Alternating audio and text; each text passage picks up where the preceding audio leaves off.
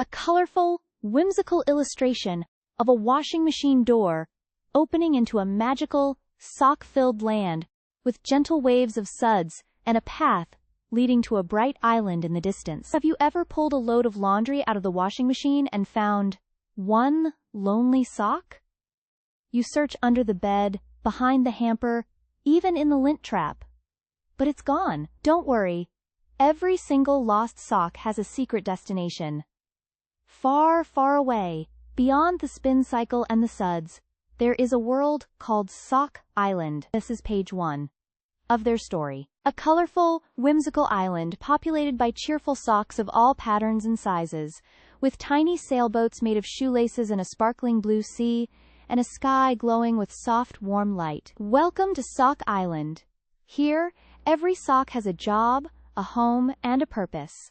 Bright stripes and polka dots mingle with cozy wool and silky lace. Some socks become captains of sailboats made from shoelaces, while others build soft, fuzzy huts from dryer lint. The air smells like lavender and fresh cotton, and the sky glows with the warm fuzziness of a just-out-of-the-dryer day. A whimsical island center featuring a large, fluffy tree decorated with colorful buttons and shiny safety pins, with a wise Argyle sock in a tiny hat ringing a brass thimble bell, surrounded by busy socks of various patterns working among cottony clouds and soft cliffs under a warm, sunny sky.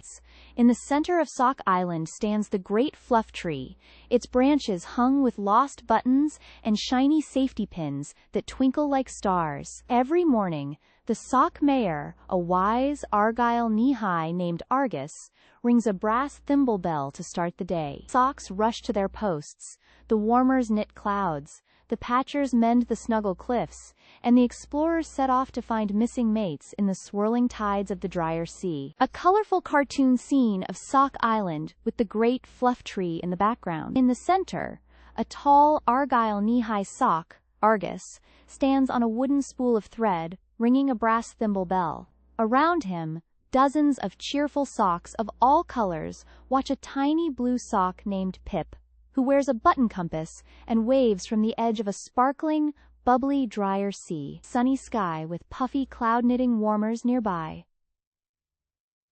Page 4. Argus the mayor climbs onto a spool of thread and rings the thimble bell with a soft, clear ding-ding-ding. All the socks look up from their work. "Today is a big day," calls Argus, his Argyle diamonds catching the light. "The snuggle cliffs need a new patch, and the warmers say a storm is coming. But first, our newest explorer, Pip, sets out for the drier sea." A tiny blue sock named Pip steps forward, trembling but proud. The other socks cheer and wave their heels. Pip tugs on a button compass and waves back, then scurries toward the lapping foam of the sea. A tiny blue sock named Pip, standing at the edge of a fluffy, warm, drier sea with puffy foam waves, looking across a vast horizon of lint dunes and lost shoelaces, while a tall, striped sock named Ribbon offers a ride in a bright, whimsical children's book illustration style. Pip's little blue toes touched the edge of the drier sea. The foam was warm and puffy, like clouds made of soap. A gentle hum filled the air as waves of fluff rolled toward the shore. Pip squinted across the vast, cottony horizon. Somewhere out there, beyond the ripples of lint and the dunes of lost shoelaces, lay the ruins of the Button Castle. That's where the missing sock of Starlight was said to be hidden. "I can do this," Pip whispered, gripping the button compass tight. Just then, a tall, striped sock named Ribbon waded over. "Need a ride, little one?" Ribbon's stripe pattern rippled in the breeze. "I know a shortcut through the folded caves." A brave little blue sock named Pip rides on the shoulder of a tall, striped sock named Ribbon through a tunnel made of woven thread and sweater scraps, with shimmering buttons on the walls casting starlight-like reflections. The scene is warm and cozy, with soft lavender hues, lint particles floating in the air, and a glowing light ahead. Pip nodded eagerly and climbed onto Ribbon's sturdy shoulder. The striped sock bounded across the fluffy waves, leaving a trail of sudsy sparkles. Soon, they reached a tunnel woven from thread and old sweater scraps, the entrance to the folded caves. Inside, the walls shimmered with forgotten buttons and zipper teeth, catching the dim light like tiny stars. Pip's blue toes dangled as they crept deeper, the air smelling of lavender and lint. "Almost there," whispered Ribbon, pointing ahead to a glow that pulsed like a heartbeat. A cozy underground cave made of folded fabric and wool scraps, lit by a soft golden glow. A giant, shiny button sits on a pedestal of layered cloth. Around it, scattered mismatched buttons lie among the lint. A tiny silver sewing needle hovers in the air, pointing at a small sock puppet with blue toes perched on a larger striped sock creature's shoulder. The walls glisten with zipper teeth and small buttons like scattered stars. Pip squinted into the glow. It came from a vast chamber where a single, giant button rested on a pedestal of folded fabric. Around it, missing buttons from every shirt and coat lay scattered. A tiny, silver needle hovered in the air, sewing the shadows together. "That's the lost button throne," said Ribbon. "Every button that falls off a sock or a sleeve ends up here, waiting to be found again." Pip reached out a blue toe, but the needle zipped close and pointed sharply at him. A vast chamber lit by a warm golden glow, with a giant fabric-draped pedestal holding a single oversized button. Scattered piles of colorful buttons cover the floor. A tiny silver needle hovers in the air, threading shadowy threads. A small blue sock puppet creature and a ribbon fairy stand cautiously near the pedestal, looking at a brass star-shaped button on the ground. Pip froze, his blue toe hovering mid-air. The needle hummed a warning, its silver tip glinting. "It doesn't like strangers near the throne," whispered Ribbon, shielding her eyes. Pip slowly pulled back his foot. The needle relaxed and returned to its sewing, looping shadow threads over a missing pearl button. Pip noticed a small, brass button with a star on it near the pedestal's base. "That one's from my favorite sweater," he said, his voice soft with wonder. A magical throne room with a tall, dark wooden throne missing a pearl button. A small boy holds a brass star button up to the throne, and a silver needle sews a glowing thread between them. A tiny glowing door appears in the side of the throne. A ribbon-like creature watches nearby, and the floor is patterned with swirling shadows. Pip bent down and picked up the starry button, warm in his palm, as if it remembered being worn. "This must have fallen off ages ago," he said, turning it over. The silver needle paused mid-stitch, as if listening. Ribbon fluttered closer. "Maybe it's a clue," she whispered. Pip looked from the button to the throne, where a single pearl button was missing. He held the star button up to the throne. A tiny spark of light leaped from the button to the empty spot, and the needle began to sew a shiny thread from the star button to the throne's edge. The shadow threads parted, revealing a hidden door in the throne's side, no bigger than a mouse hole. A small, hidden door in the side of a grand throne, revealing a spiraling staircase made of glowing silver thread, with a mouse-sized opening, warm light spilling out, seen from a child's low perspective, whimsical and enchanting. Pip's breath caught as the tiny door swung open. Inside, a spiral staircase of luminous thread wound downward, each step glowing with soft, silver light. "I think we're meant to follow," said Ribbon, her voice trembling with excitement.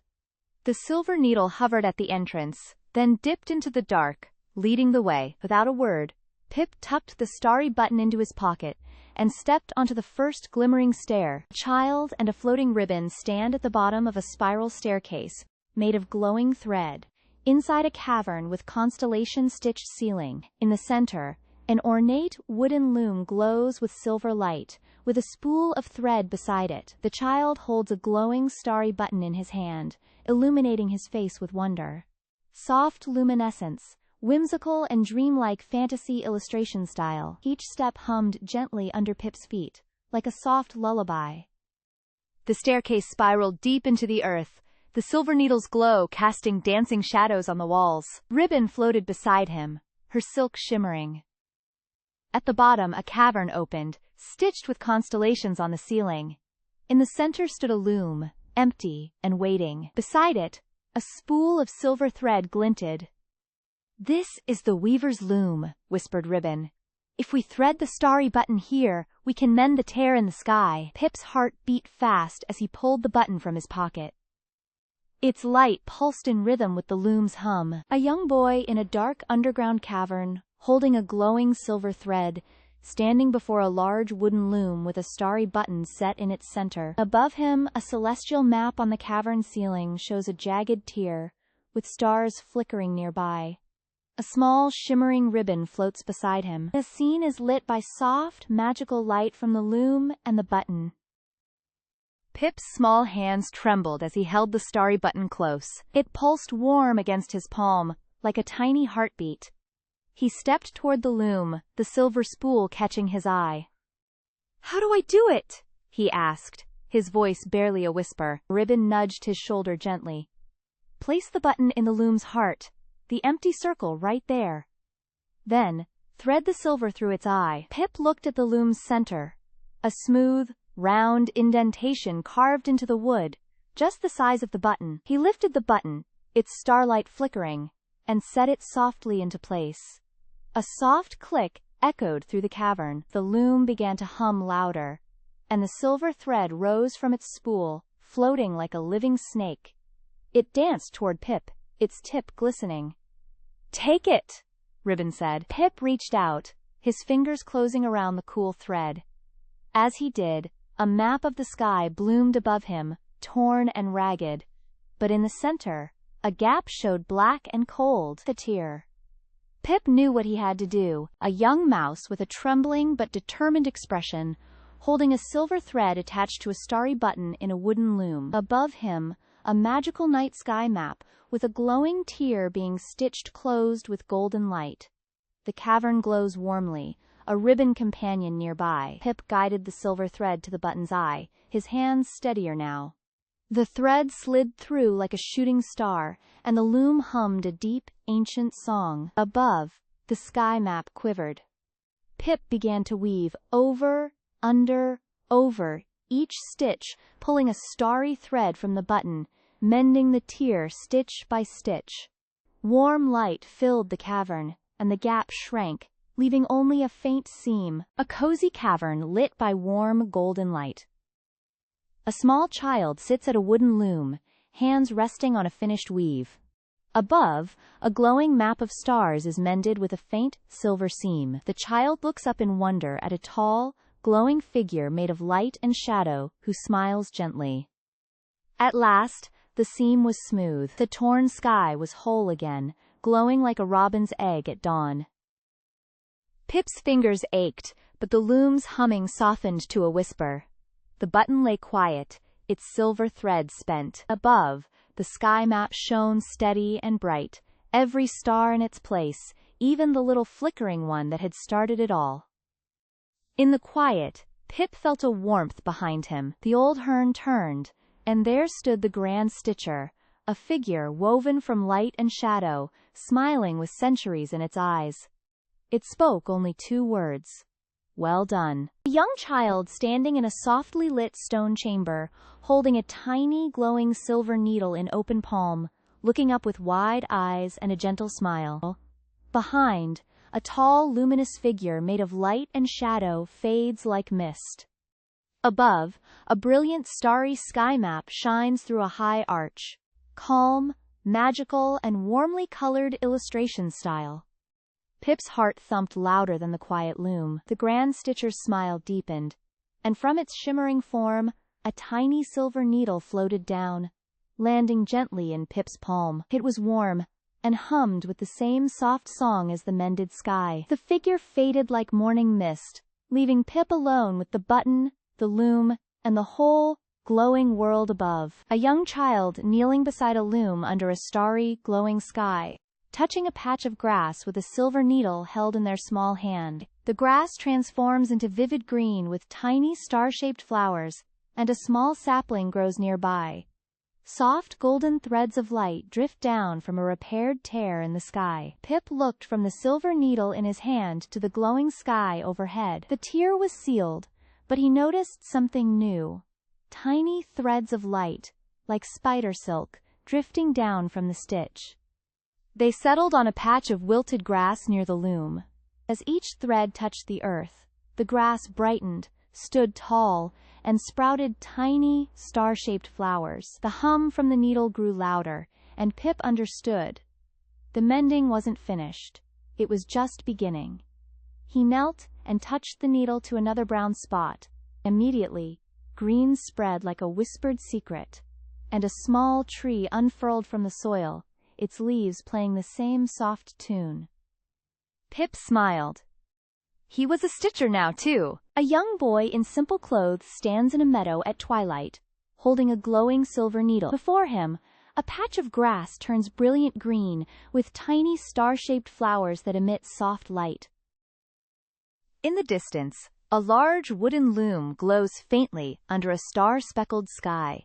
The scene is magical and hopeful. Page 17. Pip stood and looked out over the meadow. The patch of green had grown wider, and the star-shaped flowers were beginning to twinkle with their own faint light. The silver needle still hummed in his hand, warm and alive. He knew now that every thread he stitched would wake something new. A flower, a tree, a song carried on the breeze. He took a deep breath and touched the needle to the next brown patch. The earth rippled, and a cascade of bluebells spilled out, ringing like tiny bells. Pip laughed. There was so much to mend, but he wasn't afraid. He had the needle, the sky was glowing, and the loom in the distance seemed to pulse with a patient, waiting rhythm. A young child with a glowing silver needle stands in a meadow of bluebells and star-shaped flowers, walking toward a distant wooden loom under a starry dawn sky. The ground behind him is green and vibrant, while small patches of brown fade away, whimsical and hopeful, in the style of a watercolor children's book illustration. Page 18. Pip turned to face the world, the needle warm in his palm. The meadow stretched before him, alive with color and soft chiming bells. He knew the mending would take many days, but the sky above was no longer gray. It was a canvas of stars and soft dawn light. He lifted the needle high, and the first notes of a new song rose from the flowers. As he walked toward the distant loom, the grass grew green beneath each step, and the last brown patches faded like forgotten clouds. The adventure was only beginning.